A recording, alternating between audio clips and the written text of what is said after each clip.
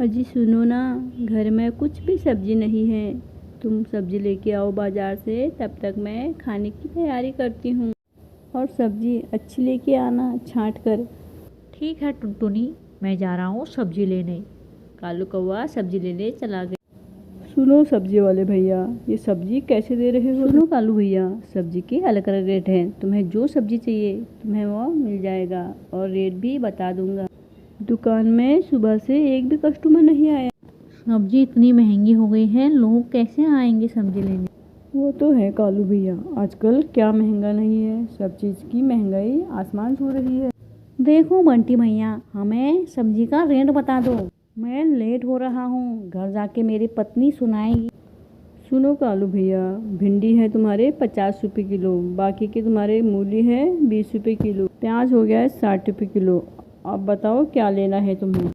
बाप रे बाप, सब्जी में तो हाथ डालने लायक नहीं हो रखा है। देखो बंटी भैया, अभी मुझे कुछ नहीं चाहिए, अभी मैं बिना सब्जी के वापस जाता हूँ घर। सब्जी के रेट सुनकर कालू कौवा बिना सब्जी लिए वापस घर चला गया। सुनी जी, आ गए हो? तुम खाली क्यों आए हो? सब्जी कहाँ है? मैं क्या बनाऊँ तुम्हारे लिए? अब जब से तुम गए हो तब से मैं तुम्हारी वेट कर रही हूँ सब्जी के लिए, और तुम्हारी ऐसी हालत है। खाने के लिए तुम्हें चाहिए, लेकिन तुम सब्जी लेने के लिए इतने नखरे क्यों करते हो?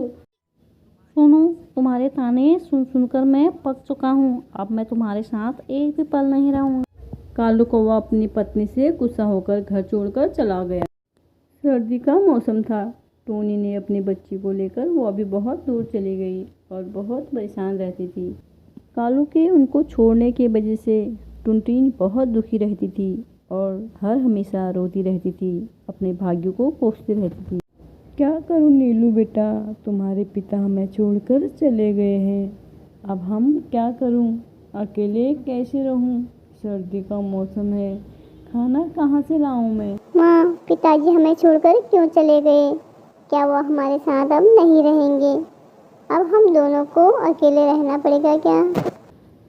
पता नहीं नीलू बेटा, मुझे नहीं पता तुम्हारे पिताजी हमारे साथ रहेंगे भी या नहीं। वो तो हमें छोड़कर चले गए हैं। बेचारी टोनी चिड़िया अपने पति के हरकतों से बहुत दुखी थी। वो उन्हें छोड़कर चला गया था। माँ, तुम दुखी मत हो। अगर तुम दुखी हो जाओगे तो हम क्या करेंगे? हम दोनों माँ बेटे कैसे रहेंगे? नहीं बेटा नीलू, मैं दुखी नहीं हूँ। दुखी होने से कोई फायदा नहीं है, लेकिन मुझे बुरा लग रहा है। तेरे पिता ने हमें धोखा दिया। और कालू को एक काली नाम की कौवी मिली, वो उसके घर पर चला गया। अजी तुम कौन हो? तुम्हारी हिम्मत कैसी हुई मेरे घर में घुसने की? मैंने आज तक तुमको कभी नहीं देखा।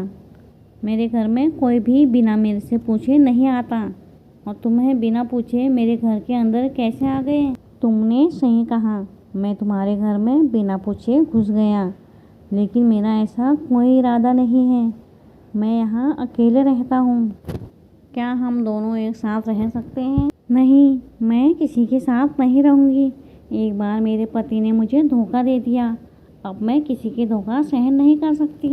देखो, ऐसा कभी नहीं होगा, मैं तुम्हें कभी छोड़कर नहीं जाऊँगा।